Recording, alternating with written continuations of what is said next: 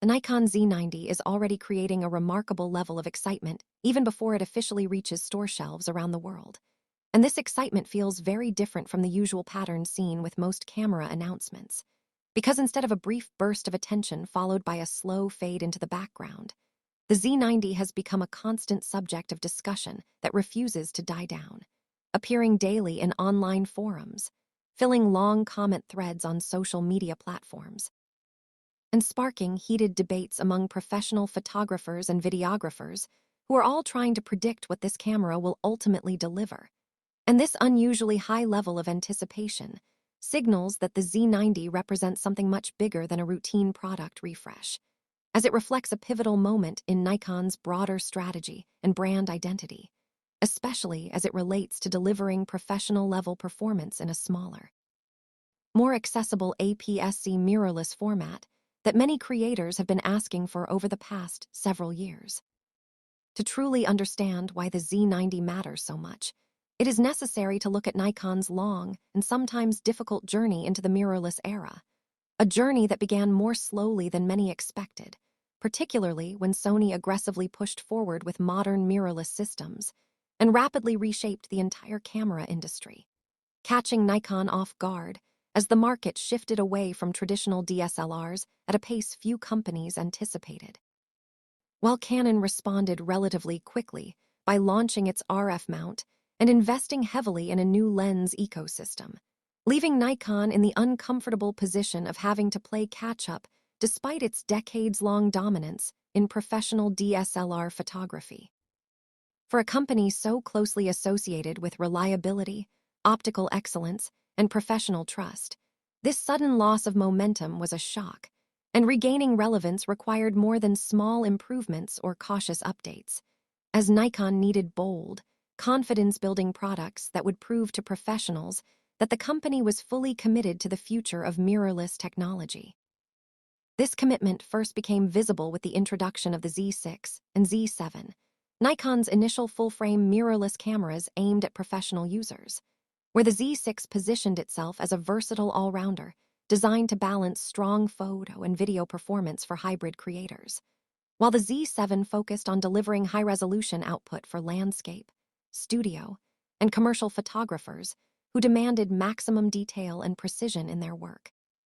And although these first-generation cameras were not without flaws, they demonstrated something critical by showing that Nikon was listening to user feedback, learning quickly, and refining its technology in response to real-world needs rather than stubbornly clinging to outdated approaches. The true turning point, however, arrived with the launch of the Nikon Z9, a camera that represented an all-in gamble on cutting-edge mirrorless design, as it completely abandoned the mechanical shutter, adopted a stacked sensor capable of ultra-fast readout speeds, and introduced autofocus performance that could reliably track fast-moving subjects while also offering professional-grade 8K video recording,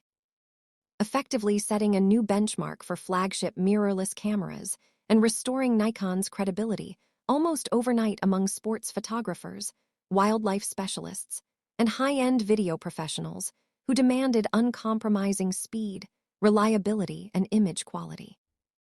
Building on the success of the Z9, Nikon followed up with the Z8, a more compact and affordable body that delivered nearly identical performance in a lighter and more portable form, making it incredibly appealing to professionals and hybrid creators who wanted flagship-level features without the bulk of a traditional top-tier camera. And together these models solidified Nikon's recovery in the full-frame professional market. Yet despite this success, one major gap in Nikon's lineup remained glaringly obvious, and that gap existed in the APS-C segment, where existing models like the Z50 and ZFC were well-liked by enthusiasts and casual users for their image quality, ergonomics, and stylish design, but fell short of true professional expectations due to the absence of critical features such as in-body image stabilization, advanced autofocus tracking, and robust video tools that serious creators rely on for demanding work. APS-C sensors, however, have always held a special appeal for certain types of photographers, particularly those working in wildlife and sports, because the 1.5x crop factor effectively extends the reach of telephoto lenses, turning a 300 lens into a 450 equivalent or a 400 lens into a 600 equivalent without increasing size, weight, or cost, which allows photographers to get closer to distant subjects while keeping their gear more manageable for long days in the field. And for years, many professionals have wished for a truly capable APS-C mirrorless camera from Nikon that could combine this reach advantage with modern professional features.